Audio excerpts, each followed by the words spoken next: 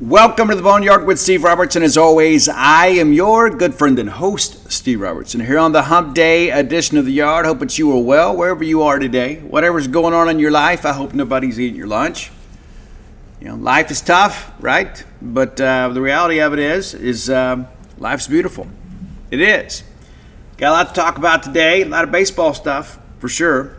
And, today is the traditional National Signing Day. Mississippi State not expected to sign anybody to a scholarship. But in the process, of adding, a player or two, you'll have, some preferred walk-ons, I guess, that'll have a signing day ceremony. But, not be – it's a different dynamic these days. But I remember, and I kind of wrote about this morning. National Signing Day used to essentially be a national holiday. I don't know if you guys recall, down at LSU, they do what's called the Bayou Bash, and they would get together and basically drink all day and, run out some country club, and then people would sit around as the signees came in, and they would celebrate those. And then later in the evening, the head coach would come and address the drunken masses. But it's a different dynamic. Maybe they do that in December. I don't know. But it was always a big deal to go to what the Cajun folks called, the bash, So it's changed the dynamic a lot. I tell you guys, and if you listen to the show for a while, I was not in favor of the December signing period. And, there's a couple reasons why. Number one, the pressure to sign early is tremendous. That's the expectation. If you commit, you're expected to sign in December. And if you elect to forego signing more times than not, you'll lose your scholarship spot. I mean, it's a pretty rare thing to see a guy commit for a long time. Fabian Lovett's the last guy that I remembered. It was committed to State, elected not to sign in December, and ultimately signed in February. Maybe Nathan Pickering did that too. But it's a rarity, right? It is. But also, too, you only eliminate a couple of weeks of recruiting. Right? I mean, the in-person visits don't happen anymore. The official visits don't happen in January. I mean, you remember last year in December, you didn't take any OVs unless you took them in season or in the summer. You didn't get the ability to do that. So used to, what would happen is once you got through the regular season, like that Sunday after the regular season, coaches would be on the road doing in-person visits, setting up official visits, and then you would start hosting players in December, take the Christmas break, come back, have a couple weekends or 3 weekends in January, and then everybody would sign. And so because so much is dead nowadays, you're not eliminating much. And so, we'll see what happens. I honestly think the way we're doing it is also kind of working in a negative way in concert with the portal, because I think guys are making less informed decisions these days.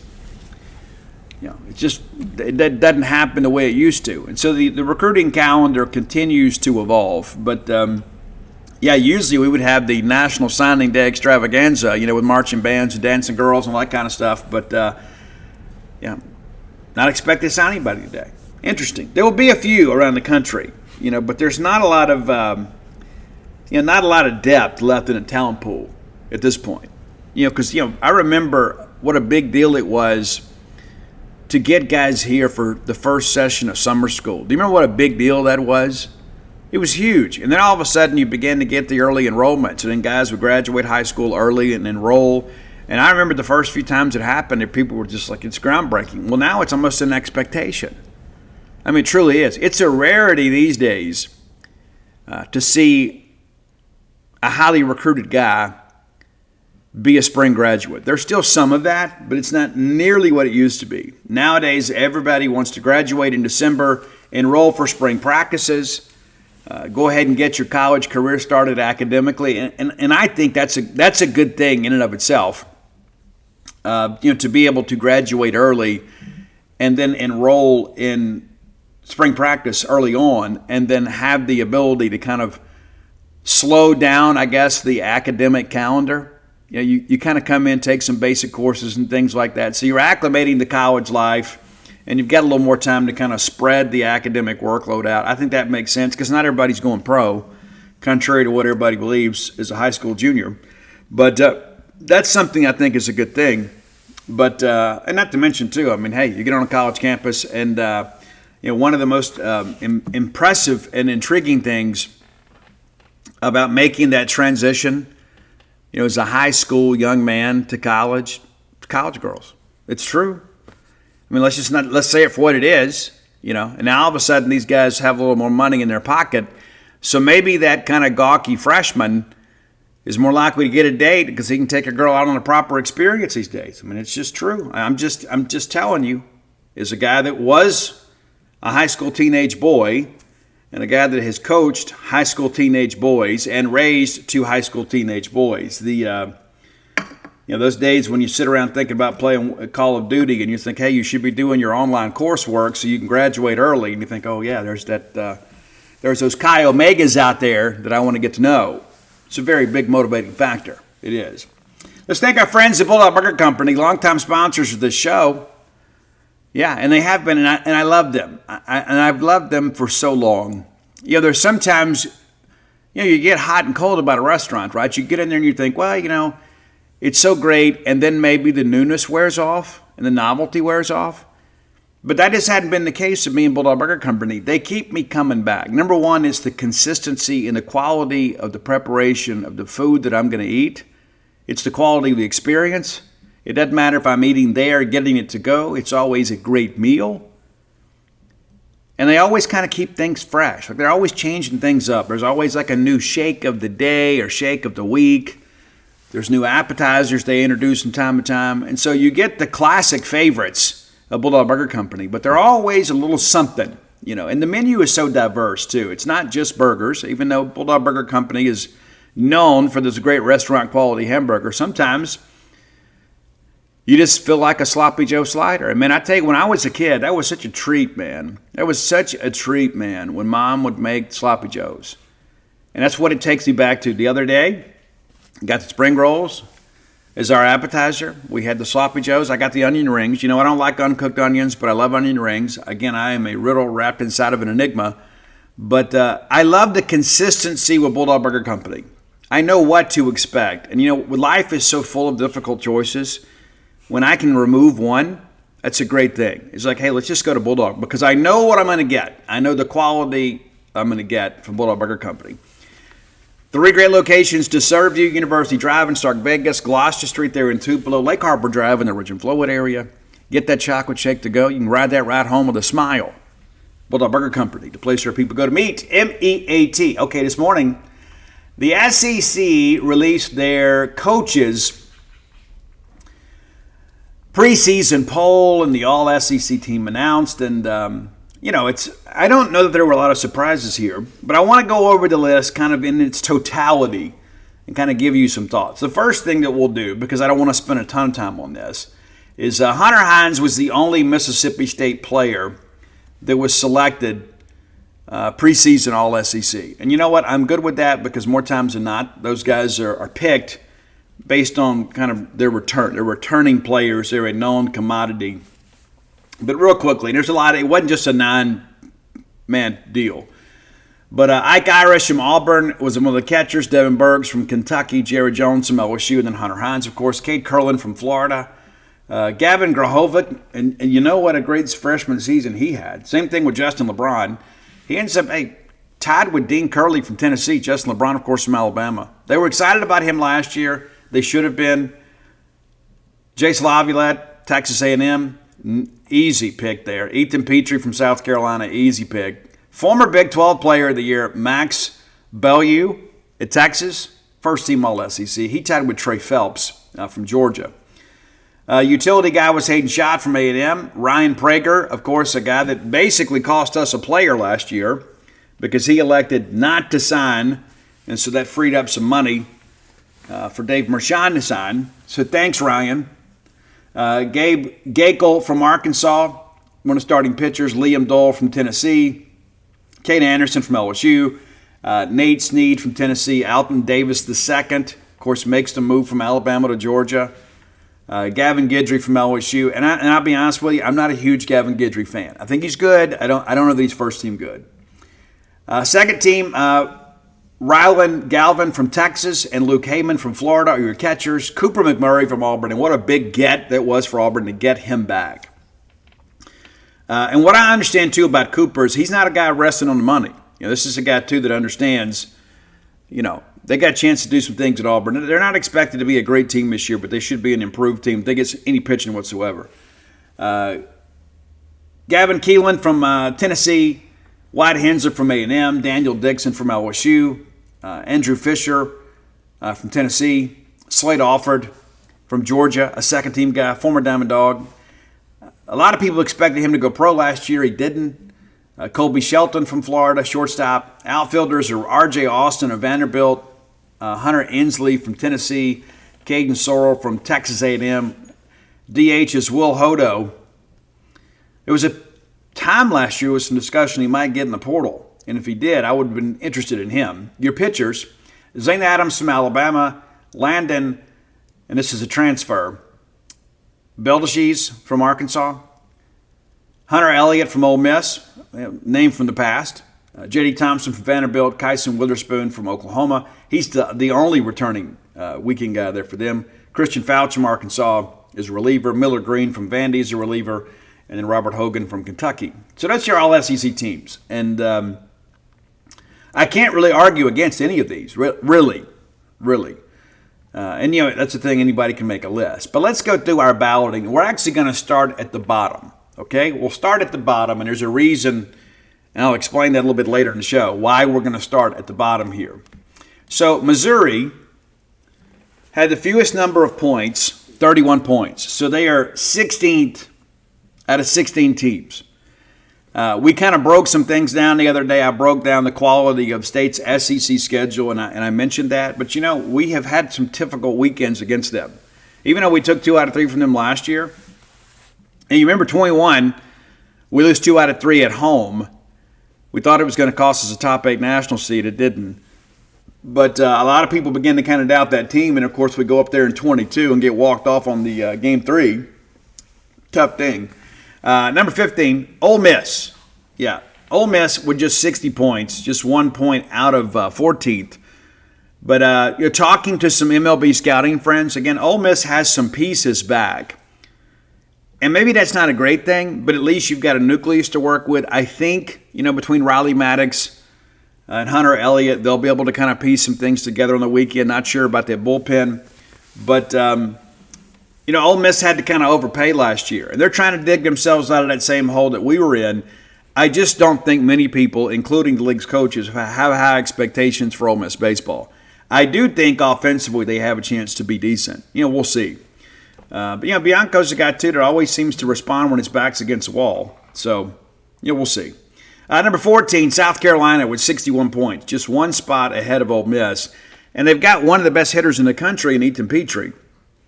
There's just not a lot around him.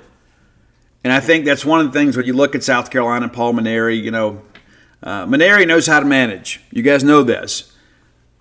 Did a great job at Notre Dame and certainly a great job at LSU. And towards the end of it, they were fading, But it'll be interesting. And honestly, I don't know how many years Mainieri has left. And I don't mean that in a negative way, but I kind of wonder, is this a placeholder type thing? Is Mainieri just there for a couple of years until things settle? Yeah, I don't know. 13 is Alabama with 98. And every year, I have somebody in the SEC baseball media say, man, this is the year that Alabama is going to return. Guys, Jim Wells isn't there anymore, right? And I don't think the strength and conditioning regulations of today are going to allow that return.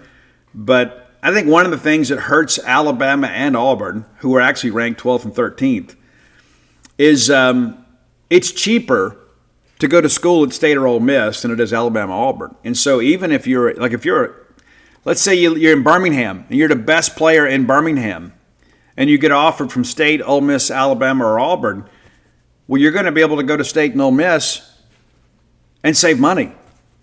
And so that's one of the reasons you see so many players from the great state of Alabama come to Mississippi to play college baseball. And until they correct that, that's going to be an issue. And I know one of the things that hurts Auburn, who's your number 12 team at 100 points, is like the border counties in Georgia used to be considered in-state tuition. It no longer is. And so that was a great thing. Like during Auburn's greater teams, and listen, Butch done a good job there. I know the last couple of years have not been up to expectations, but I began to think that's a huge part of your recruiting when those border counties in Georgia used to be considered in-state and they no longer are. And maybe that changes. Number 11 is Oklahoma, 101. And as you see, like there's a little glut right there between really 10 and 13. Not much separates those teams. Oklahoma, a team just a couple years ago, played for a national championship. And of course they win the Big 12 regular season title last year. Man, they lost a ton of players, a ton. I'm glad we get them early, though. I'm really glad we get them early. Looking forward to that trip to Norman. Once I cover there, I will be among the first to have covered a game on every SEC campus since we expanded to 16 teams. I'll surpass Dave Murray, unless Dave decides to join me in Norman. Dave's got a little bit of an ego too. I don't know. But I'm pretty pumped about that. So I'll be able to complete my SEC bingo card. Of course, we went to Texas this past year for football. So we'll have the opportunity, of course, to scratch Oklahoma off the list. And I'm excited about that too. I enjoy going to these baseball facilities because baseball weekends are just so much different than football. I've shared this with you guys before. Like on football weekends, everything is so frenetic, right? There's so many people, right? The towns are all buzzing with activity. You got to get to the hotel. You got to get your parking pass picked up. And more times than not, it's in different areas. And then you got to drive to somewhere else. And there's always somebody at the gate that doesn't know what's going on. And by the time you get to press row, for me, my anxiety is through the roof. Like once I can sit down and unpack all my stuff and grab something to eat, then all of a sudden I can relax. And then it's nonstop. And then more times than not, I drive home the night of the game. And so those weekends are fun, but they're not quite like baseball. Baseball is a little more relaxed. I mean, you get up, you drive there, you pick up, you can park, you pick up your credential right there at the ballpark. You can settle in, watch the ball game. Saturday's not a travel day, so you can sleep in if you want to. Get out and enjoy the city a little bit. It's a little different. So I'm looking forward to going to Norman and knocking that out. Kentucky is number 10 at 102. Last year Nick Mingione took Kentucky to the College World Series for the first time ever. They were the last team in the SEC to go. And I think that says a lot about Nick. And I think Nick is, I don't know that they're going to build statues of Nick, but Nick Mingione has ushered in the greatest era of baseball in Kentucky history. And I think when you flash back to him, John Cohen won an SEC championship there. It seems like Nick is kind of built upon that. Of course, they've made some commitments, but Kentucky's, as long as Nick is there, they're going to be a gritty, gutty team. They're going to be a team that gets after you. Now, ahead of them at number 9 are your Diamond Dogs with 112 points, and so it really wasn't close in that respect, but it was close enough. But personally, I would have picked State 7th in the league. I would have picked State 7th. That's my feeling, and I still think we finished the top half of the league, and I think we're in a possibility to host. And over the course of the season, things change, right? Because right now there's just some unknowns with State, right? I'd love to sit here and tell you, Mississippi State's going to be number 1. I don't expect that. But if I was picking just based on what I've seen and what I know, I would have State 7. I would have State ahead of both Texas and Vanderbilt, who are 8th and 7th on the list. Texas comes in at 146. And to be honest with you, I think that is maybe out of respect for Schlossnagle. This Texas team lost some pieces. And again, it's a team I'm glad we get early and a team I'm glad we're getting at home. Because I do think Texas can be an RPI climber for us. You're able to win that series. I do think Texas is going to have some talent. They're going to be good. But they're not going to be this super team that I think a lot of people expected. People thought Schlossnagle was just going to raid A&M. And then all of a sudden you had the best players from Texas and the best players from A&M on the same roster. That didn't happen. But Texas is going to be a good team. And it all boils down, like for everybody else, it's going to boil down to pitching. And they're kind of having to rebuild that infield around the shortstop. So we'll see how things progress there. Vanderbilt at 7 bothers me at 156. It bothers me. And again, I think maybe this is some people that are thinking, okay, well, maybe they'll bounce back a little bit this year. Honestly, I think with NIL and rev share, I think the days of the Vandy loophole that they were able to exploit for many years, and again, nothing wrong with what they did, right? I mean, I'm not being critical of Vanderbilt for doing what was allowed under the NCAA with need-based aid. Okay, right? I think the loophole should have been closed, but if Vanderbilt had the ability to utilize that and they didn't, they'd be idiots, right? That's just kind of how things are. And but I think now that it's kind of a level playing field now, and when you look at the facilities, and it's so funny when you go up there and you hear those people brag about facilities, about baseball, and I'm thinking, are you kidding me? Have you left Nashville? Have you had too many beers on Broadway Drive? Are you kidding me? There was a joke years ago. Former Mississippi State groundskeeper and assistant coach under Paul Gerger, Tom DeArmond, made a comment in the papers that did not sit well with Larry Situ at Vanderbilt.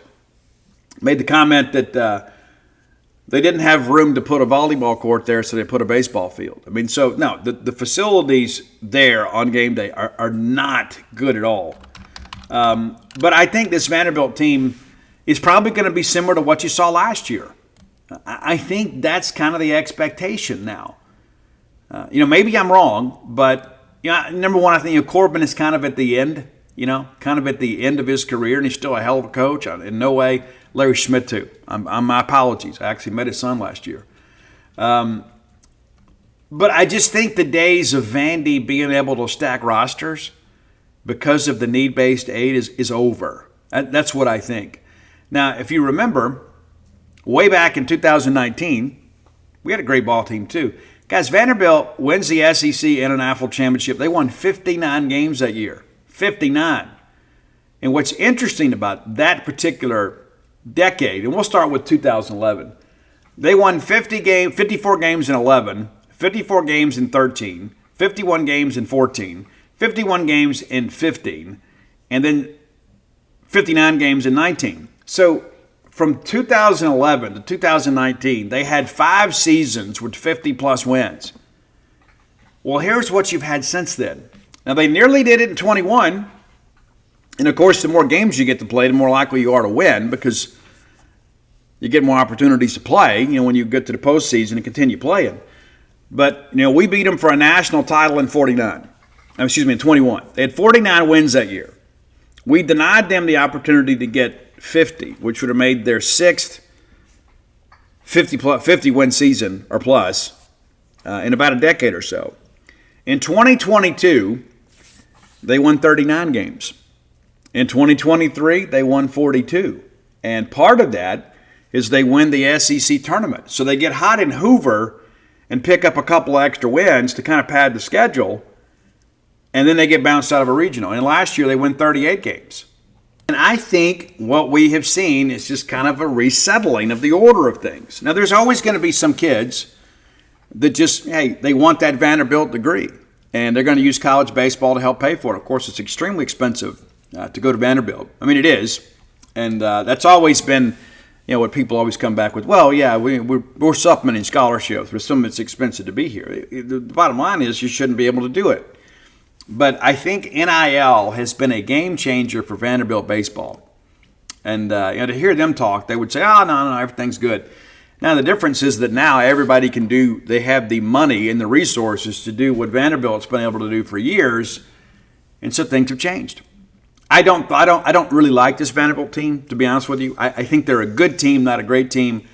We don't play them this year, and if we did, it'd be at Duty Noble Field. But I think Vanderbilt will be a regional team. I don't know that they're going to host. And so for that reason alone, that's one of the reasons I think Mississippi State, because of the benefit of our schedule, we're going to finish ahead of Vanderbilt. All right, number 6, Georgia, with 165 points. Now, you can look at this and say, Steve, they may be a tad overrated, and they may be. But they have the number 1 portal class in the country in one of the smallest ballparks. It is a launching pad, and they're going to play a ton of games at home. And so, they're going to win some games. Now, they finished tied for 5th last year with Mississippi State. And, of course, courtesy of the SEC Control Center, they gifted them a win in Starkville. And I don't care whose feelings gets hurt about that. That's the truth. And honestly, I felt bad for Jeff Head. Jeff Head, the lead official that night, has to go out there and communicate decisions that aren't his own. And it changed the outcome of a ball game that I think Mississippi State was going to win. But it is what it is. But, Georgia really portal reliant, and they went out and chased guys, of course, looking to stack numbers in a smaller ballpark to boost their pro stock. So they're going to hit a bunch of home runs. You might as well be prepared for that. But you got to play a lot of games on the road too. So, that power didn't always travel. All right, number 5, and our first team to get a first-place vote in the SEC coaches poll is Florida. I don't agree with that. There's no way I would have voted them number 1. I think it's wrong. I do think Florida will be really good this year, and I'm glad we get them here.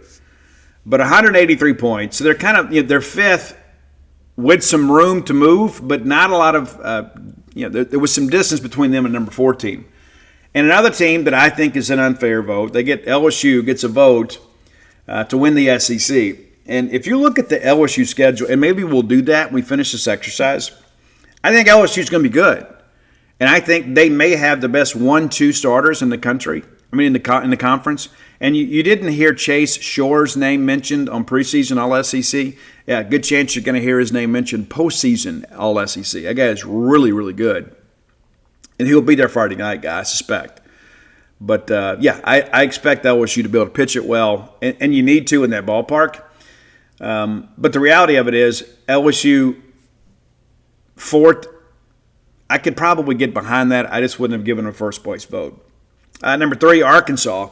And this, to me, is a little bit of a surprise. I always expect Dave Van Horn's team to be good, so I would probably, even if I didn't know anything about their team, I would probably have them top 5 in the SEC in the preseason every year because you've got one of the best coaches in the history of college baseball there.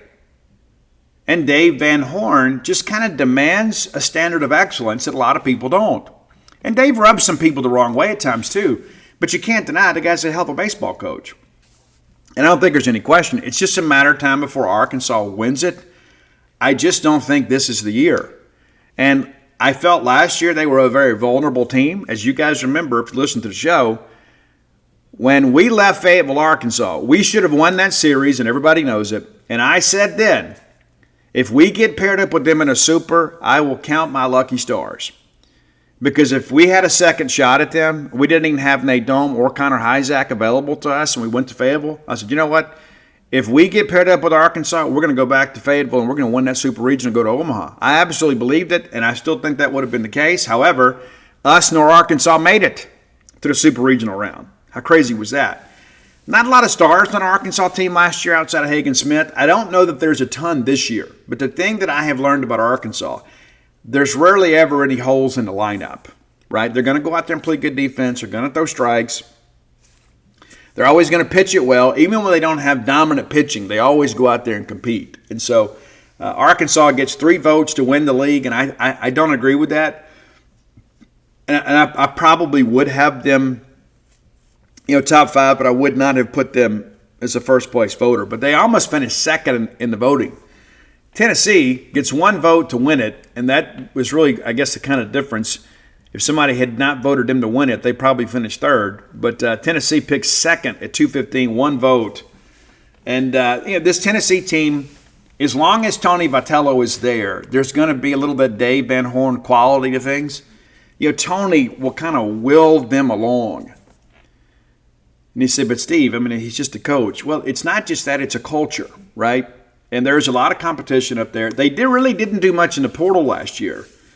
But, they've got some arms back, and I suspect as long as Frank is there, they'll always have those arms, to me right now in this era, Tennessee is probably a top 5 team in this league until Tony leaves. And I think, when you look around the landscape of college baseball, if he didn't leave last year to go to A&M, which that job kind of folded up quickly, and he didn't go to Texas. And, of course, everybody was like, well, it was kind of a done deal with Schlossnagle. But that was always the thing that I've always heard is that, it was going to be tough for him to turn down Texas. And that was the big talk.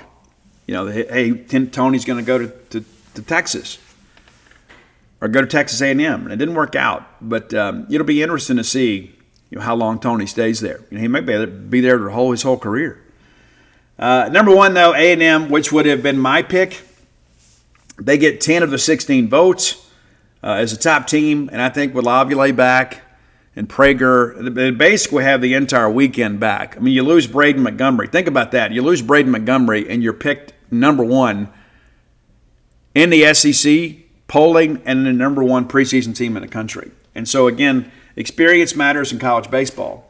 And so I told you guys I wanted to start from the bottom. And I've kind of been forecasting this for some time, since the SEC schedule came out.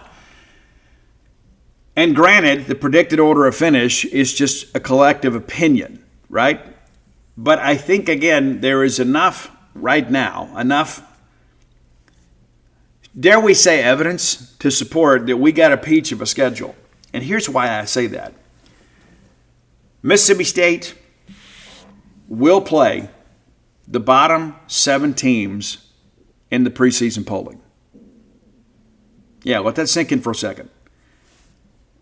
We're going to get 10, 11, 12, 13, 14, 15, and 16. Of the top 8, you're going to play 3. You're not going to play any of the top 3.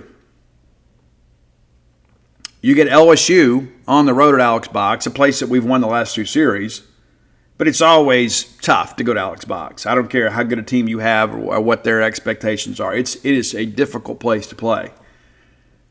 So you're going to play LSU on the road, and then you get Florida, the number 5 team, here. And then you don't play 6 or 7, and you get Texas here. So you're going to play 3 of the top 8 teams in the preseason polling, and 2 of those 3 are going to be at home. And again, the one road trip you got to take is a place where you've had some recent success. I think that's important to understand. So when we talk about the quality of the schedule and the opportunity that lays in front of this team, and we're going to talk a little more about baseball after our top 10 list, but when you look at what's available to you, how many years in a row did we get screwed? And it's like you think, hey, well, we do get Texas. That's right. So that's one of our contemporaries. They're picked 8th. We're picked 9th. We get them at our place. And again, I'm glad we're getting them early. And I'm glad we're getting them at home. But you win that series, and then maybe you go down to LSU, get a game. Maybe you win it. Things set up really well the rest of the way. Or they should. Now, of course, this time last year, they picked Mississippi State dead last in the West, which was stupid. Anybody can make a list. And to be fair, these coaches don't have a chance to get out and go see what everybody has in the fall or in spring training. There's no other on-campus scouting, right? So they're just kind of basing on returning players and perhaps some guys they recruited from the portal. I'd be pretty good. It's just a matter of opinion. And it's not always the most educated opinion, even though we look at it and say, well, it's the coach's poll. And that's true, but nobody from Alabama or Vanderbilt or Tennessee showed up at Duty Noble Field to watch us scrimmage. Not allowed. And nor did Chris Simonis, head down to Baton Rouge at Alex Box and take a look at LSU. Everybody's kind of working on word of mouth.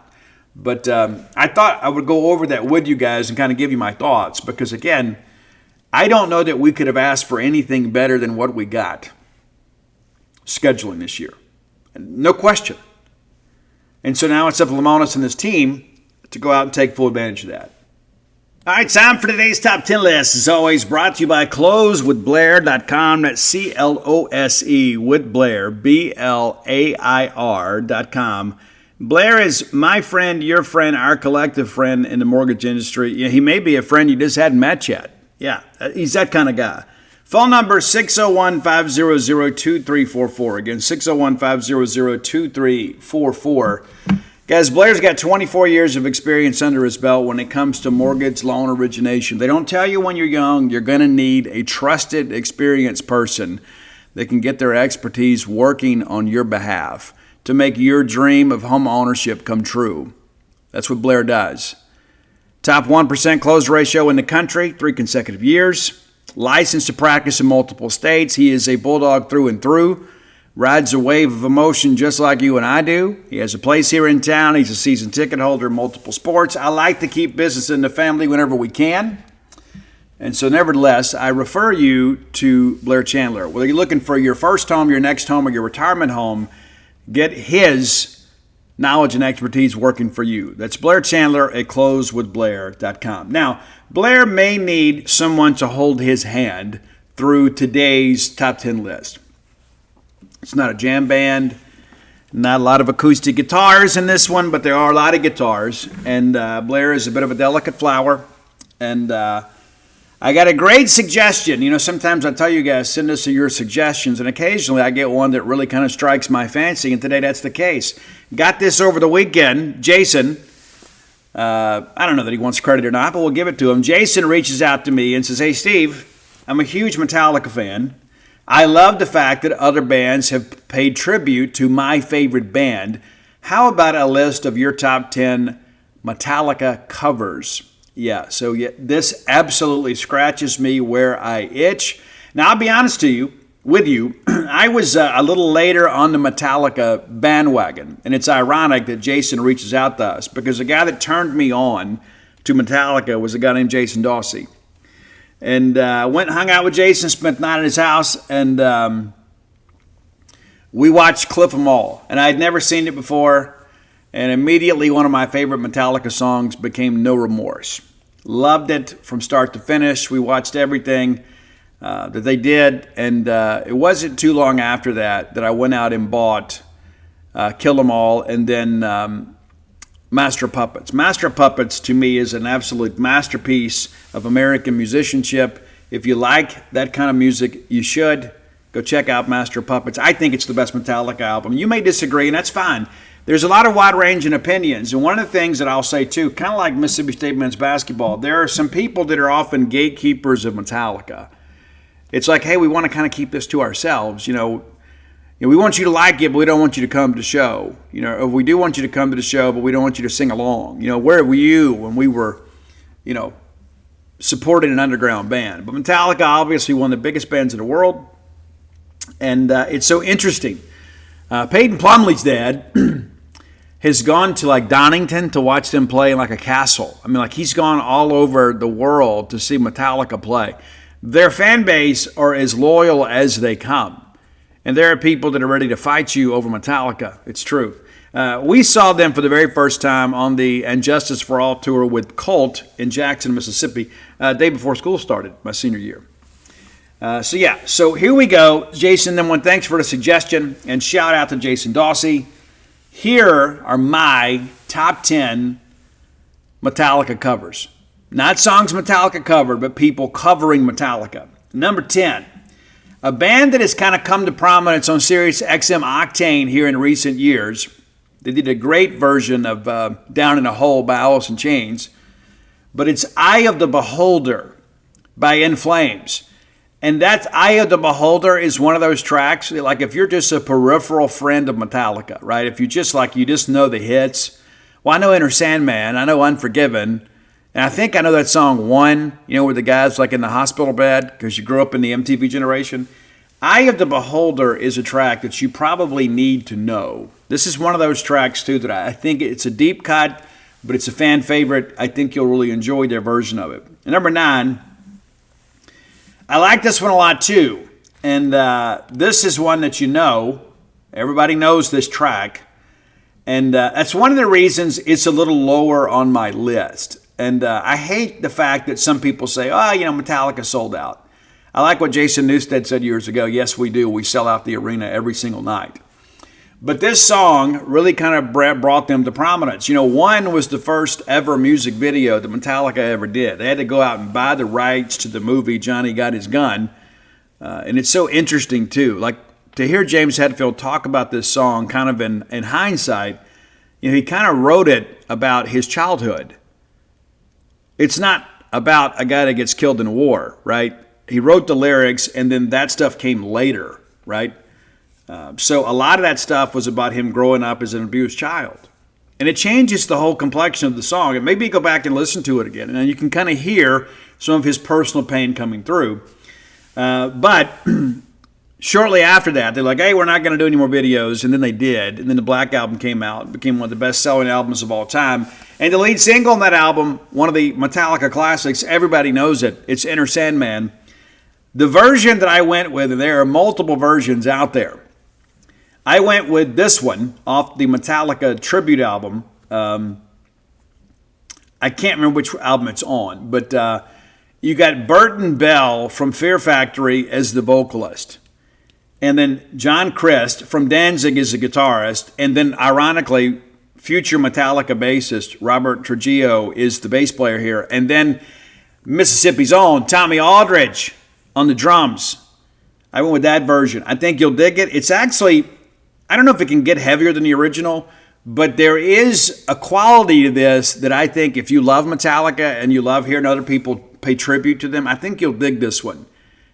It's true to the original, but there's a little bit of darkness in it that maybe wasn't there before, if that's possible. All right, number 8, another one that I love, and I love this band. We've done a top 10 of them. I saw them play in Tulsa, Oklahoma with Avenged Sevenfold. Thanks, Mark. And it was incredible. But it's Bullet for My Valentine doing Welcome Home Sanitarium. And if you don't know this one, it's one of those ones that if you love Metallica, it just kind of goes without saying, right? It's just one of those songs that, like, when you meet another Metallica fan, you see a guy with a Metallica shirt on, a Master Puppet shirt, you know, right? You're like, we don't even have, the words can go unspoken. You know this guy loves his track. All right, number 7. And we have seen this song make a resurgence in popularity here thanks to Stranger Things. And it's so incredible. I remember, like, when that episode came out on Stranger Things, Ani texted me and he goes, Master Puppets is going to be the number 1 song on iTunes come Monday. Because kids of a new generation are going to be like, holy smokes, Eddie, ironically, Eddie, the guitar player in Stranger Things, kind of the outcast kid. It's funny, that Eddie, of course, the mascot of Iron Maiden, you picked that name, makes perfect sense. But I went with Trivium's version of Master of Puppets, and there's some other versions out there. But I love the fact, like, right after that Stranger Things happened, it was crazy. All of a sudden, I began to see all these kids, younger than my own, begin to do these TikTok videos and stuff talking about how incredible the scene was and how they were turned on to Metallica for really the first time. It's like, oh, I never knew. Yeah, that's because your parents listened to much cooler music than you. Yeah, we didn't have all these mumble rappers in our generation. All right, number 6. A lot of versions of this one, too. Shakira did a pretty good version of this. A lot of people have covered this one, but I like this one because it is kind of an unexpected pairing. And I love the fact that they took the original track and they kind of made it more their own. And it's Nothing Else Matters, performed by Dave Gahan of Depeche Mode. Yeah, you didn't think you'd see that coming. Dude, it is great. Now, it's different, right? It doesn't have all the guitars and all the matrimony and things like that, but there is kind of an eerie quality to this, very Depeche-y in that respect. I think you'll dig it. Again, Nothing Else Matters, your number 6 track, Dave Gahan. Now, we're going to rock the rest of the way. And there's going to be some bands you know, and I guess our number 1 track's not maybe as rocky as the others. But number 5, I didn't really like this band that much because they kind of got into a beef with Avenged Sevenfold about Avenged Sevenfold's self-titled album and said, hey, they're just kind of ripping off everybody else's style. And like, dude, you're called Machine Head. You're named after a Bush song. Okay, give it a rest, okay? Take a break somewhere. But they did a great rendition of Battery. And man, that's another one from the opening chords. You kind of know that the Wild Child's coming out. Battery from Machine Head, number 5. Now, number 4. Love this one. Legendary performer. Metallica played at his birthday celebration. And so he loved it so much that Lemmy Kilmister decided, hey, we're going to cover a Metallica song. Which one did they go with, kids? Whiplash. And it's perfect. Like, of all the pairings, right, this one makes the most sense. You're like, holy smokes, this is incredible. True to the original, and of course with Lemmy out there, grunting out the vocals, but of course that just thunderous bass line. Incredible work there. Whiplash from Motorhead, number 4. All right, number 3, and this is one maybe you don't know. It's actually a live performance, and thankfully it's on iTunes and Spotify, so we'll be able to get it for you. Way back in 2003, 22 years ago, our friend David Draymond and Disturbed did an incredible rendition of Fade to Black. That's a song that's very controversial. A lot of people didn't like it. There were a lot of people kind of in the religious right that were wanting to ban the record because of Fade to Black, because it's a song about suicide, right? And they're like, hey, kids are so impressionable, they shouldn't be listening to this music. And, we've evolved a lot as a society since then. But we reserve the right to talk and perform and create art about things that make people uncomfortable.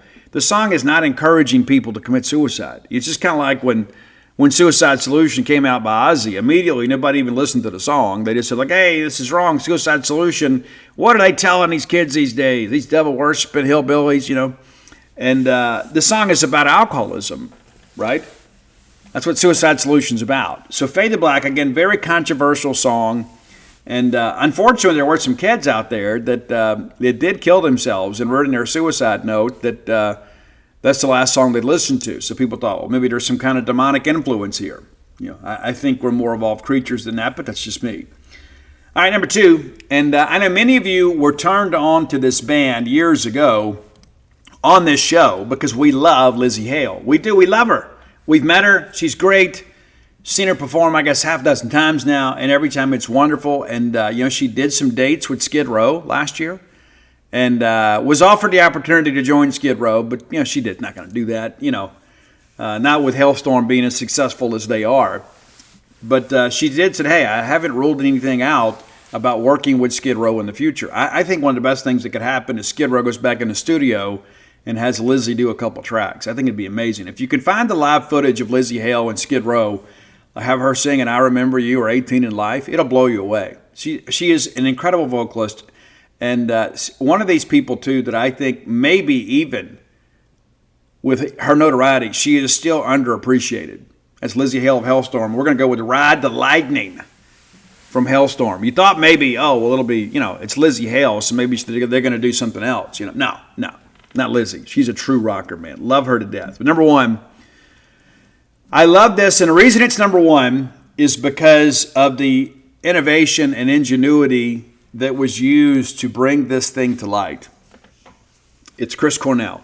And if you've listened to the storybook, the great Chris Cornell catalog, what he does here is he takes one from U2 and he plays one from U2 and then sings the lyrics to one from Metallica.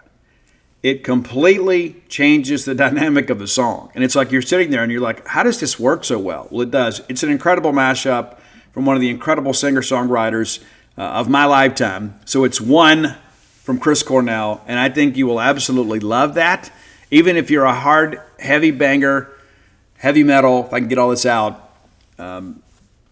defender of the faith, I think you can appreciate the sensibilities and sensitivity of the Chris Cornell cover of this. But it works so incredibly well. You don't think it will, but it does. And you can hear the crowd as he begins to play one from U2, and they think they know it. And then halfway through the first verse, you realize, wait a minute, that's one from Metallica. How did this happen? Absolutely incredible. That's why it's number 1. Jason, again, thank you so much for the suggestion. So glad we could put a list together. I hope we made you happy. If you have ideas for the top 10 list, reach out, let us know. Best way to do that is to hit up Roy Samanti, my friend, on X at Dogmatic67, DAWGMATIC 67. And you can find our great list on Spotify under the same handle. You can find me on all forms of social media at Scout Steve R. And if you're not already following me, what are you doing with your life? Well, there's no point living life that way. Come be with us. All right, next segment of the show brought to you by Campus Bookmart, a Starkvillian institution. Man, I love Campus Bookmart, and chances are you do too. And if you don't, it's because you just hadn't shopped there yet. They're going to have the best selection of Mississippi State merchandise in the galaxy. A lot of people make that claim, and like a lot of other people that advertise their services and that kind of stuff, it's just hot air, man. The evidence is there to support Campus Book Mart. Miss Kathy Brown does an amazing job. I'll be signing books there next weekend, too, ahead of some baseball activity as we open the baseball season. We'll get you times, but we'll do it Friday and Saturday before the game. And so we'd love for you to come by and say hello. We look forward to being with you. But if you're looking for Mississippi State merch, whether it's a way to detail out your fan cave, decorate the home, or just update your wardrobe, you can find everything you need at Campus Book Mart. Now, if you can't make it to town, visit them on the World Wide Web at campusbookmart.net. And by being a loyal Boneyard listener, we'll give you a phrase that pays. And what's that, Steve? BSR. And that stands for Beautiful Steve Robertson. Gets you free shipping on all orders over $75. Any order less than 75 bones, absolutely incomplete. Campus Book Mart. Be sure to check them out next time you're in Starkville. All right, Mississippi State women's basketball. Sam Purcell met with the media earlier today. You can watch his press conference in its entirety over at genespage.com for free. We also have the No Defoe feature coming up as State gets ready to play the Arkansas women. That game's going to be Thursday night, 6:30 tip here at Humphrey Coliseum. We encourage you to come out and be a part of that. I know it has been a difficult stretch for us, but there is still plenty of basketball left and opportunities for us to make a move upwards in the SEC standings. We still hope to finish in the top half of this league, and that's all got to kind of get started on Thursday. And so if you're on the fence about coming, let me encourage you, let you know the Bulldogs need you here. Now, we get a good matchup. And that's one of the things we're going to talk about today. Arkansas has really struggled this year. 9-15 overall and 2-7 in the league. Away from Bud Walton Arena, they are 2-8. 2-4 in true road games, 0-4 on a neutral court. Maybe we should move it to South Haven. But I think we'll get these guys taken care of, or these ladies, pardon me. They open up the season, and just right out of the gate, right? And they get beat by Fairfield in Bud Walton by 14. Fairfield. Are you big Fairfield fans? You remember them like they were kind of riding the RPI in baseball a few years ago? Remember that? I mean, that's probably the first time many of you even knew that there was a Fairfield, right? They were like the RPI killer for everybody. It was just crazy how well they were. And, of course, they couldn't host because they didn't have the facilities to host. But, yeah, you probably didn't know a lot about the Stags. And now here we are. We're going to bring them in and we're going to play them. Arkansas was thinking we'll just bring them in here and we'll just kind of handle things. And I don't want to go too deep down the road here, but the Fairfield Stags, looking back in hindsight, maybe it wasn't as bad a loss as we expected. Guys, they're 17-3 on the year and 11-0 in their conference. And they went in and ambushed the Razorbacks. And, of course, an SEC team should never lose to Fairfield. But you look back at that and you're like, holy smokes, we lost to Fairfield. Then you look up now, they're going to probably win their conference easily. They bounced back and beat East Texas A&M. They win on the road in Little Rock against the Trojans. And the game had to go to overtime. I mean, so again, you think, hey, 3 games into this thing, we've lost to Fairfield. We win a game, and then we have to go to overtime. Fortunately, they win 71-60. Then they blast UT Arlington. Okay, things are going good. All right, we're going to make the big trip out to Pauley Pavilion and take on the Bruins, the number 5 UCLA Bruins. And UCLA treated Arkansas like they were the Louisiana School for the Deaf. 101-52. They absolutely destroyed them. Absolutely beat them to death. And if you're UCLA, it's like we got an SEC team coming in here. We got to lay the hammer down, and they did. Oral Roberts goes into Bud Walton Arena and beats the Razorbacks by 21 points. They bounce back, get Arkansas State. They lose by by 14, if I do the math here. And the Daytona Beach Classic to Oklahoma State, and then bounce back and lose by 1 to Bowling Green. Pretty crazy stuff. In the SEC ACC Challenge, they do beat Boston College, which may be their best win of the year. They get by SEMO, they lose to Texas Tech at home, and then they lose to Liberty in Cherokee, North Carolina, as part of the Cherokee Invite, 75-61. They lose to Troy, 77-69 in that same event. They go home and get Central Arkansas 87-70, and then we get an SEC play. LSU routs them. Texas routs them. They go to Auburn and win a barn burner of a game, 59-58 over Auburn. Really the only thing you can feel good about in conference play for the most part. Tennessee gets them 93-63 by 30. They get beat at home by 28. What is it? No, it's 32. Pardon me. I can't count today. By Alabama. They go to Vanderbilt and get beat by 41 points. Things are not good. They go to Kentucky, lose by 20, and then miraculously they pull out an upset of A&M. And there was no fluke about this thing either. They get them 72-51. Like if I told you they won 52-51, you're like, man, that's crazy. They won substantially. Every dog has their day. And then they play Florida on Monday and get beat by 30. And so this is a team that is prime for a Mississippi State win. Let's kind of dig inside the numbers a little bit here too. As we often do, Mike Neighbors, it's like, is it working? No. And that's again too, you look at the trajectory of this program in recent years. In 2021, they went 9-6 in the conference. And ever since then, it's kind of been diminishing returns. In 22, they go 18-14 overall, 7-9 in the league. They bounce back with the overall record in 23, 24-13, but again 7-9 in the conference. And last year they finished 18-15 and 6-10 in the league. Now they're 9-15 and 2-7 in the league. And you kind of begin to wonder, is the Mike Neighbors era coming to an end here in a couple months? You might want to call your real estate agent. Maybe that's just me. But when you don't win, you don't get to stay. That's kind of how things work. It kind of is what it is, right? But Izzy Higginbotham, doing a good job for them, averaging 24.3 points a game. And it's kind of been a one-woman show. Nakiki Smith's got 10.5 points. Those are the only two scorers that average in double figures.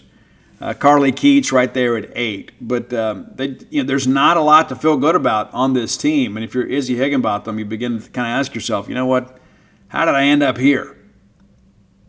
I mean, Walmart's great and everything, but man, it's not good at all.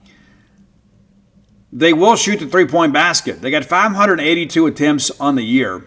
And the most prolific shooter is Carly Keats. She's got 123 three-point attempts. Kiki Smith with 117. Jenna Lawrence at 113. But as a team, shooting 31% from beyond the arc. And from the field, it's not great. It's not great, but 40%. They're just a team that just can't seem to get out of their way. They turn the basketball over a lot.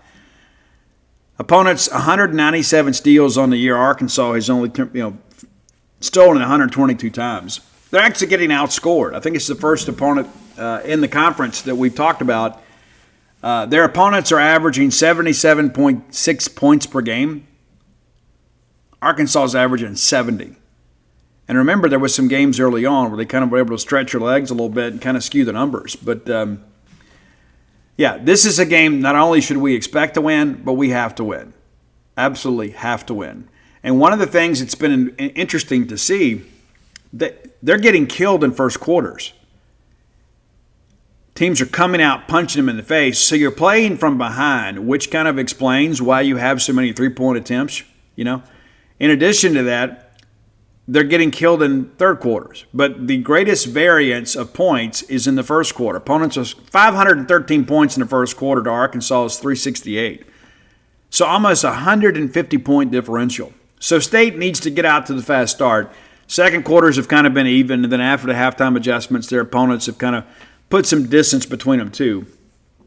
Arkansas, 11 points in overtime, and of course that was in that Little Rock game. They outscored them 11-0 in overtime. It's very interesting to see how this all kind of shakes loose here. But yes, it's a game we got to have. Rebounding has not been great for them. They miss a lot of shots.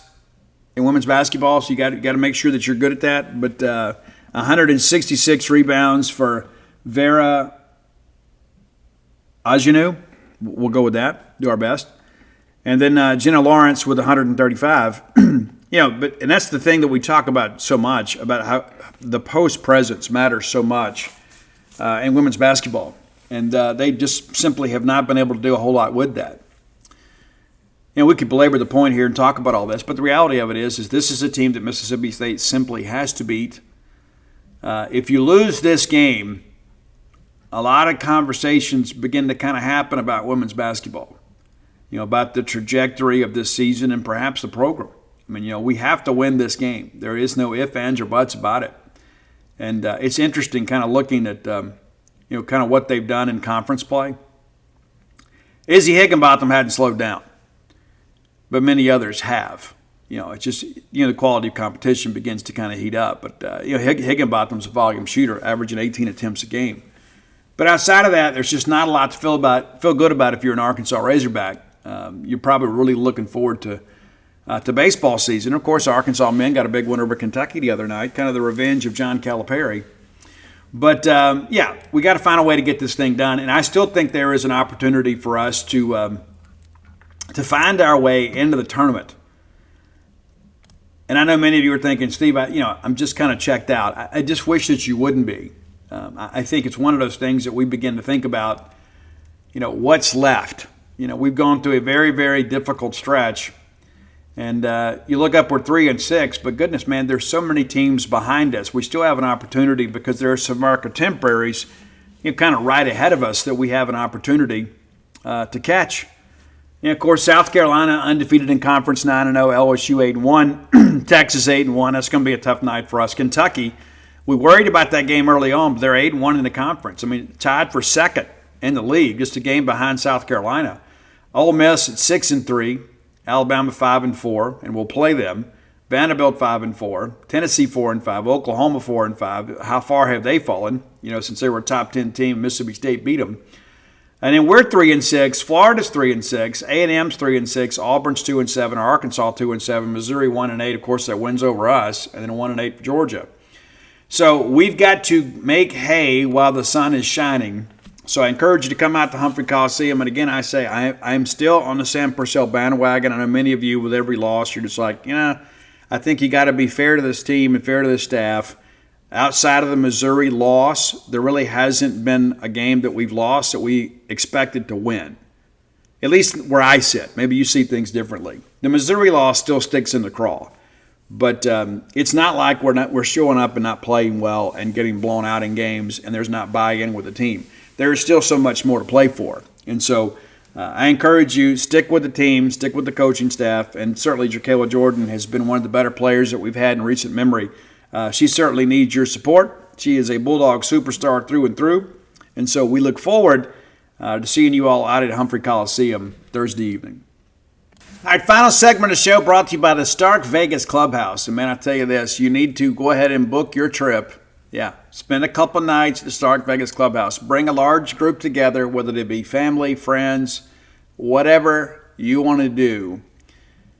You want to come to a Mississippi State ball game weekend. You want to come midweek and maybe take in a doubleheader, watch the men play on Tuesday and the women play on Wednesday. Whatever you want to do, use some of your vacation time and do something meaningful. Get everybody together. You know what I'm saying?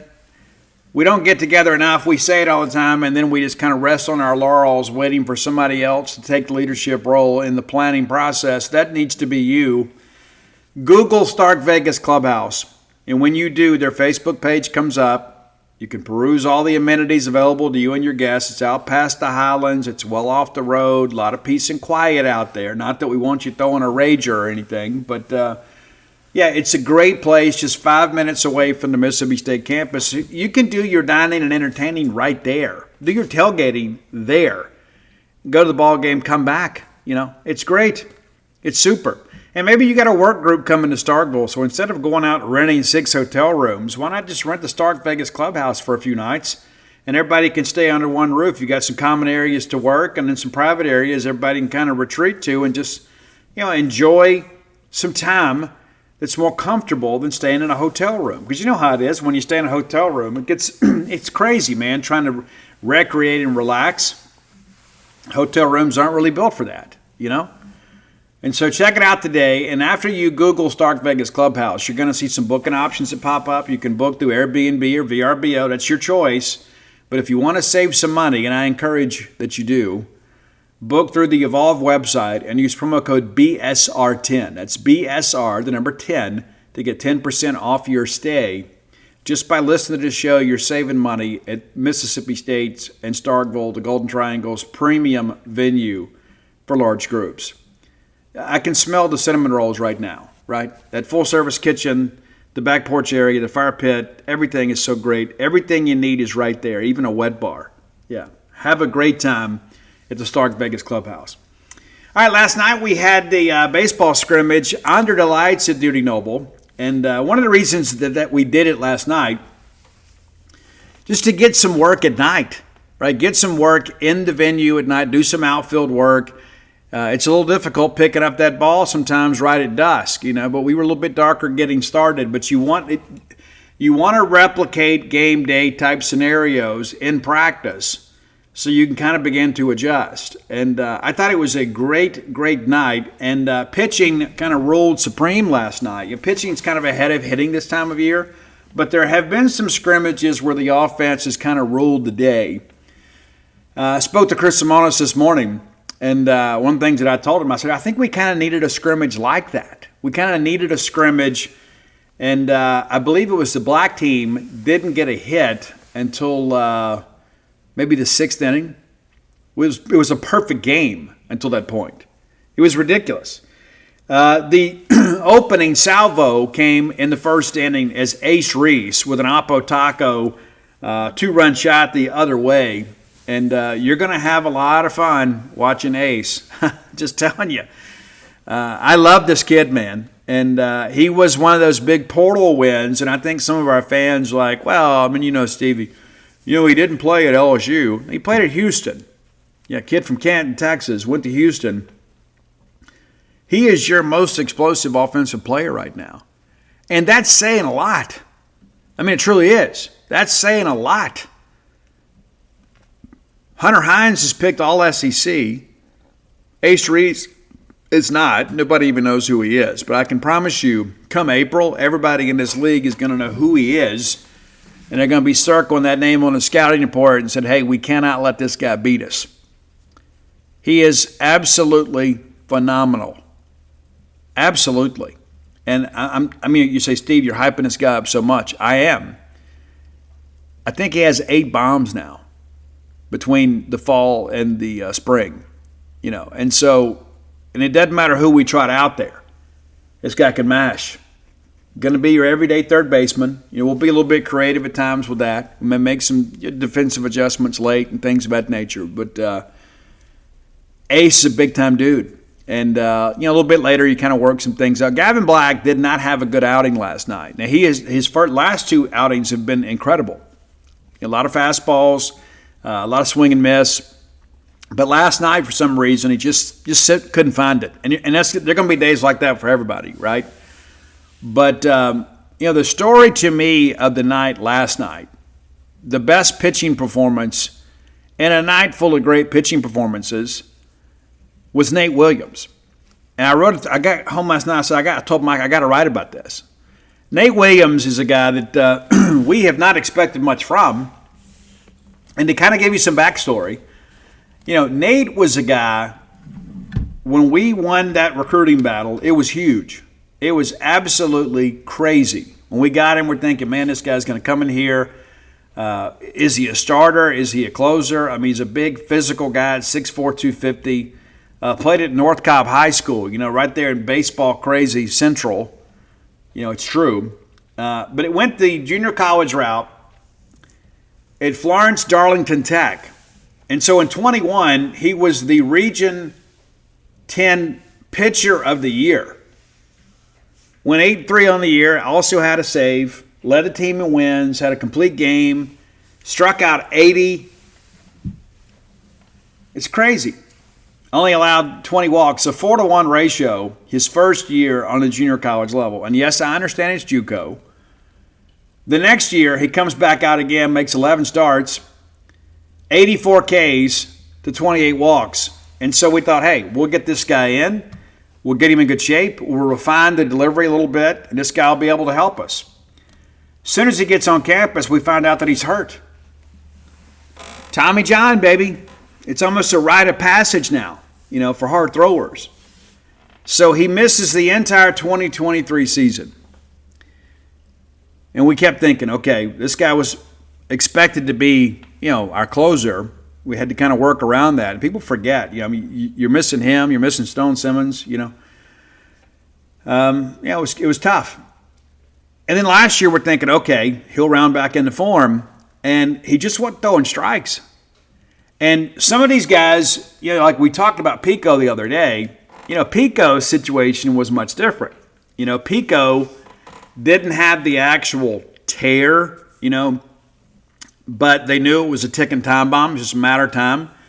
So they went ahead and did the surgery, which allowed the recovery time to be shorter.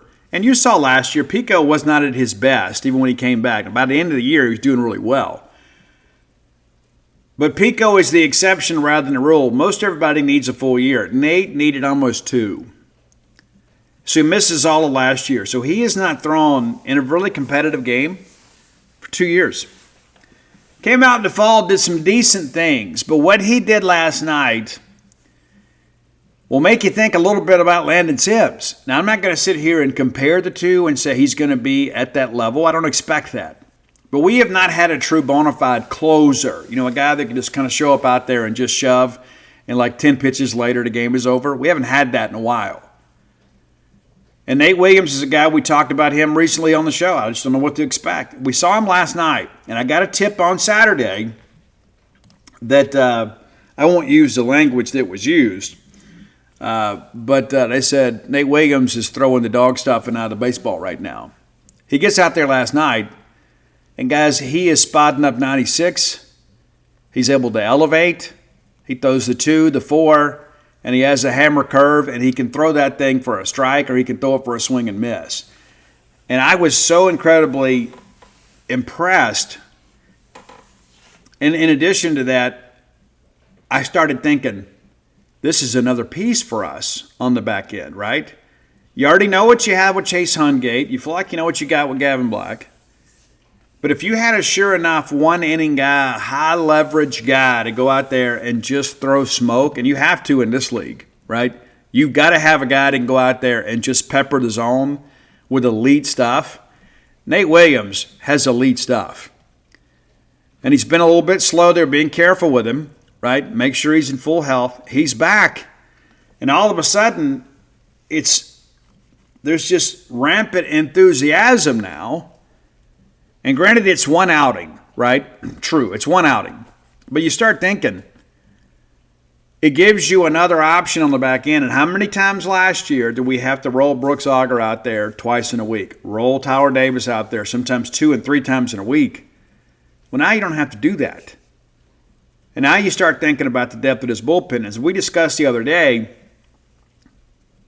this is not going to be a starting rotation that's going to work deep into ball games. On occasion, that'll happen, right? Pico's a guy that I think maybe can consistently give you 6, and on a good day give you 7. Carson Ligon's a guy probably closer to 5, but again, he's more of a high leverage intensity type pitcher. We'll see. And I think Carson Ligon's still a bit of a question mark. He did not have a great outing on Friday last week. I'm looking forward to see what they do this week. Our final scrimmages of the preseason this weekend. We encourage you to come out and be a part of that. And Fan Day is on Saturday. It's going to be, 3:30 to 5:30. Doors open at 3, I think, or maybe it's 3 to 5. But anyway, you can find the details over at healthstate.com. So Fan Day, you need to come out for that and then take in the scrimmage. And I remember thinking last year, and maybe it was the homer in me or the Mississippi State guy in me just saying like, hey, we can't have 3 straight years of bad baseball. You just can't. And this league is so unforgiving once you get down at the bottom, like nobody's gonna feel sorry for you. And it's tough to go get portal guys then, right? And then you end up kind of getting portal guys that nobody else in the league wants unless you overpay for them, as we've seen around this league here as of late, just to try to dig yourself out of the hole. But I remember last year thinking, Kendall Rogers messaged me and said, I can't get a good read on the Bulldogs. What do you think? I said, Kendall, I think State will be a strong number 2 on the road this year in the regional. This year, I feel pretty confident State's going to host. And but Steve, the league coaches voted us 9th. Yeah, last year they voted you 13 out of 14. And it's just because there's so many unknowns about this team. And then all of a sudden, just when you think you've got a good idea of how this thing's going to break out, all of a sudden Nate Williams comes out there and shoves like we haven't had a closer shove in a long time. Tyler Davis is a guy that got outs last year. But, TD was not a guy that was going to go out there and overpower people. I'm not going to name the hitters because I don't want to embarrass them. Man, there were so many awkward swings last night. It was crazy. One particular time he comes out there and he's 96 above the hands and gets a swing and miss, comes back, peppers the corner, and then throws that hammer curve for a strike and just walks off the mound before the call is made. Ridiculous. And again, it's just one outing, but it shows the potential that he has, which excites me even more about Mississippi State baseball, because how many games last year did we blow leads in the 9th inning? I mean, you go back and you think about that wild game at Ole Miss. I mean, we blow, 3 leads late? And you just needed somebody to go out there and get you 3 outs. Well, now all of a sudden, there's another guy emerging. And Hungate's a guy that's going to eat up a ton of innings. And he's a guy that could probably close the ball game for you too. But when I began to look at the pieces of this thing, I didn't even factor Nate Williams into it. I thought, well, maybe Nate will just, maybe he'll be a guy that will throw midweek. I just don't know. And some guys never fully recover from Tommy John. Despite the advancements that we've made in the medical community, there are some guys that are just never quite the same. And I thought, well, you know what? Maybe that'll be Nate. And you hate it. And you go out there to a abbreviated scrimmage on Tuesday night under the lights at Duty Noble Field, and you watch that guy put the lights out. So if he can replicate that a few times for us this year, it could be the difference between hosting and not. That's how significant it is. We could do the math on it, and look at how many games that we blew last year late. And a lot of it, not just because we just didn't have enough depth. And as a result, you had to throw guys more often than you should just to try to win a ball game. And I've had this discussion many times with you all and with guys connected to Mississippi State baseball. We did not lose the Florida series because of the walk-off Friday night and a walk-off Sunday. And I know technically that's correct. But we lost that series because we had to go extra innings and throw premium arms against Samford to win a game because we just could not absorb another bad midweek loss. And then we go down there, and maybe you've forgotten that Friday night, we felt like, hey, we're in great shape here. We've done some big things. And we're going to go down here and take this Friday game. And, of course, we absolutely destroyed them on Saturday. But the Sunday game, of course, and poor Evan Sierra, who looked really good over the weekend through one inning. And it was a 1-2-3 inning. And, man, he had a kind of a skip in his step as he walked off the mound. And how big is that, too? I mean, you start having all the horses pulling in the same direction. You start getting a little, pardon the phrase, you start getting a little woolly about this baseball team when you start thinking about, as we're getting ready to go play a baseball game a week from tomorrow, instead of us having to kind of worry about what things are happening, it's like now all of a sudden it's almost like adding free agents right before the season. But I go back to this this Florida Friday night game, and maybe you've forgotten, guys, we were up 6-2 in this game after 7. The game's not over, but that's how you feel, right? You start, Florida's kind of throwing guys that are down the bullpen a little bit. They don't want to waste arms on a Friday night game that, perhaps are going to lose. And because, that's what happens. So you can lose Sunday's game on Friday. Like if you go all in to win Friday and you don't get it, and you spend all your premium arms, if you bring them back on Saturday or even Sunday, I mean, you're kind of done. That's just kind of how it is. And so we get to the 8th inning in this game. We pull Cam Schuelke and bring in Tyler Davis. And he didn't have it. And what does he do? He walks the first two hitters he sees, throws one strike to two hitters. 4 balls, and then a 3-1 count ends up being a ball. We didn't get a foul ball. So automatically, in this ball game, we have started a rally ourselves. And the reason TD wasn't quite there is because TD had to go extended innings against Sanford. And you turn right back around and have to put him out there. And so we bring in Auger, and they get a couple runs on us. It's like both of those guys that walk end up scoring. We kind of carved Caglione up most of the weekend. And we get him basically, to ground out here. You got runners at first and second. You, of course, are going to let the big guy swing. And he just hits a little number over there to first base, and we throw it to Auger, who covers. So it works like a bunt.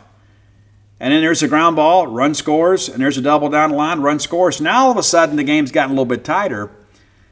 And again, it's like, hey, we needed to put on some runs here. But the reality of it is when you're up significantly on the road in the Southeastern Conference in the final 2 innings, you've got to have dudes to close out games. Simple as that. And so we get in the ninth here, at the top of the ninth, and there's a single. And there's a walk. So back-to-back innings, you get the first 2 hitters on, 3 of them courtesy of a walk. And then you get Auger gets Robertson to swing. So now we have the out, bring in Nolan Stevens. We get a K swing, and you think, okay, we're good. We're going to get this thing. Give up the single, run scores. And Caglione singles down the third baseline. That loads the bases. And then we walk it in. And, of course, I remember that's that little cue ball that rolls out there to third.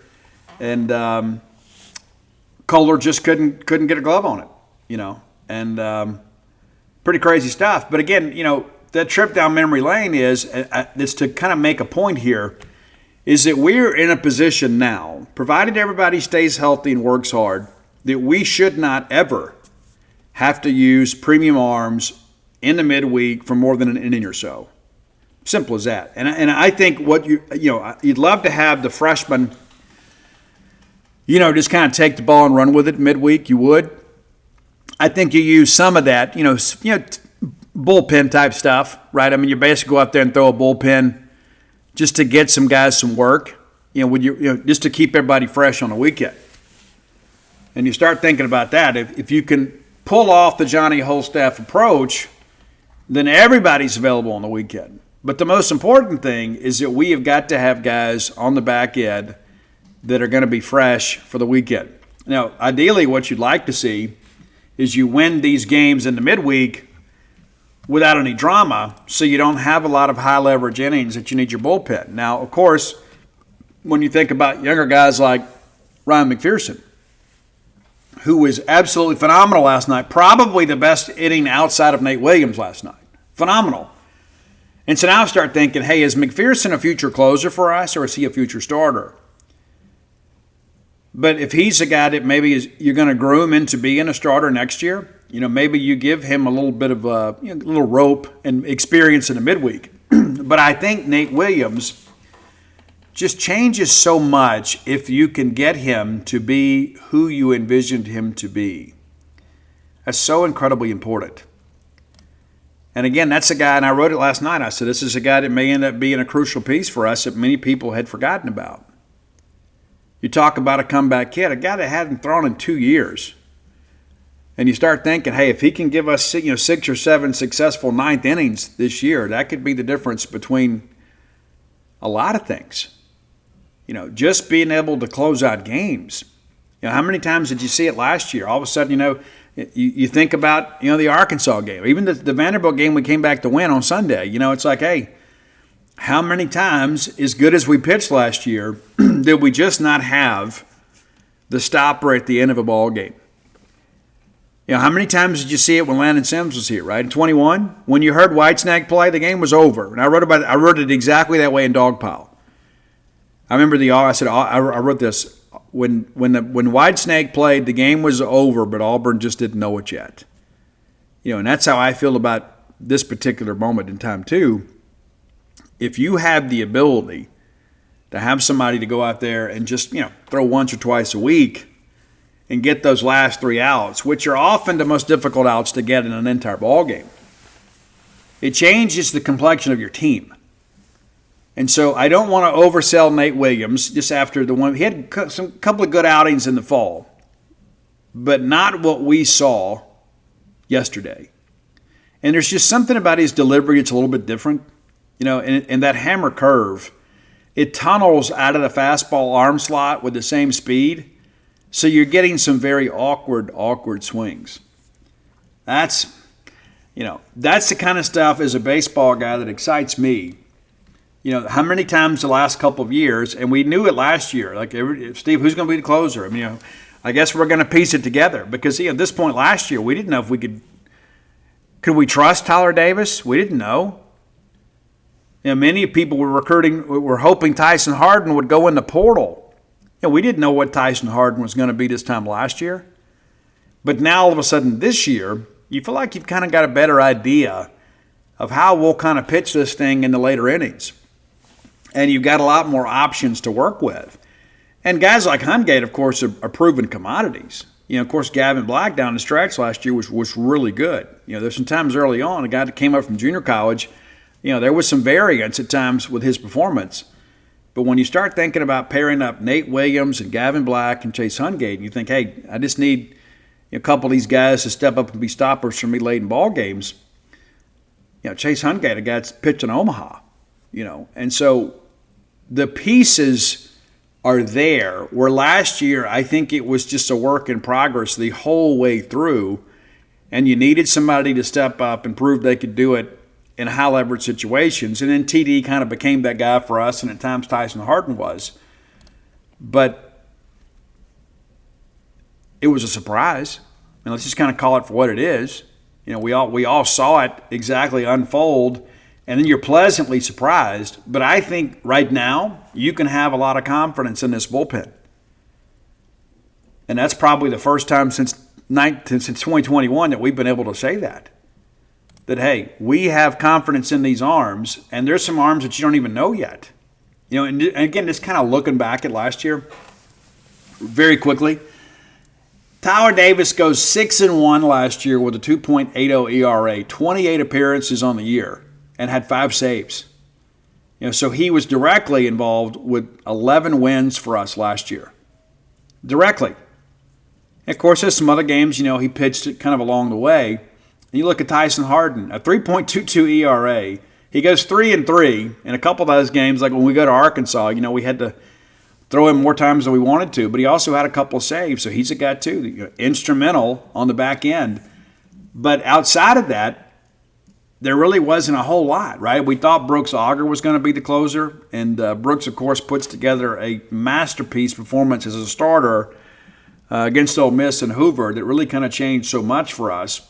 But he gets a no decision in that game, which is kind of crazy. But the reality of it is it's a game we had to have. And you start looking at some of these numbers in hindsight, and you think it just really illustrates the job that Justin Parker did, with some guys that were kind of scratch and dent, right? Cam Schulke, of course, a guy that came in, and Cam had some big moments for us, and some other times too, maybe not so much. But, the point that I kind of make here is you got 4 guys that got saves last year. And so this by-committee approach is not a novel concept. I just think that the bullets you're putting in the gun this year are going to be a little more potent. How about that? All right, if you hadn't done so, go to DutyNobleBook.com, and you can order all my sports titles, get a signed copy of whatever I've written, and including When the Bottom Falls. And we're running a special at True Rest Floats by Starkville. You can get 2 floats for $99. Now, it doesn't have to be a date night deal, right? You can buy this, and then your wife or your husband or your significant other or whatever you call them, your playmate, whatever, they can use them both, right? You're not obligated to come. You just spend $99, you get 2 floats, right? But it's also a great date night idea. Get all your questions answered at 662-268-7601. My lovely wife, Dana, can take care of that. Many of you are thinking, I want a unique Valentine's Day gift. I don't just want to order the same old thing. Well, this is your solution. It's a very unique experience. If you haven't experienced it, you should. If you're a person that suffers with chronic pain or anxiety, we may be able to help you. But sometimes you just need a break. Maybe you don't have any of those ailments and say, Steve, I just need to relax a little bit. We can help you with that. And then after your float, you have the opportunity to use the oxygen bar for free if you're a member or a first-time floater. And that kind of rejuvenates you, and it's pretty amazing in that respect. And then right now, we're running 60% off annual subscription to Gene's Page for just 48 hours. So you have today, Wednesday the 5th, or Thursday the 6th. Take advantage of that. That deal will end Thursday night. We're kind of celebrating National Signing Day, even though we're not technically signing anybody. So 60% off today and tomorrow. That's off the annual subscription price. So a great deal. Just kind of jump aboard that. We're happy to provide that to you. Probably won't see another sale for a few months. So now's a good time to get on board, because that's going to take you through baseball season, the summer camps, March Madness, fall camp, football season, portal season, National Signing Day, and all the way back to here, right? So you think about all the things, and guys, we're doing over 300 stories a month. Nobody's ever done that in the history of Mississippi State coverage. And so you're getting more, and about half of those stories are VIP. So we put a lot of free content out there, but if you want the full story, you need to be a member at genespage.com. Hey, you guys have a great rest of your week. We'll be back on Friday, but until next time, let's all live our lives in a way we make more friends than enemies, and people can see a difference in the way we live.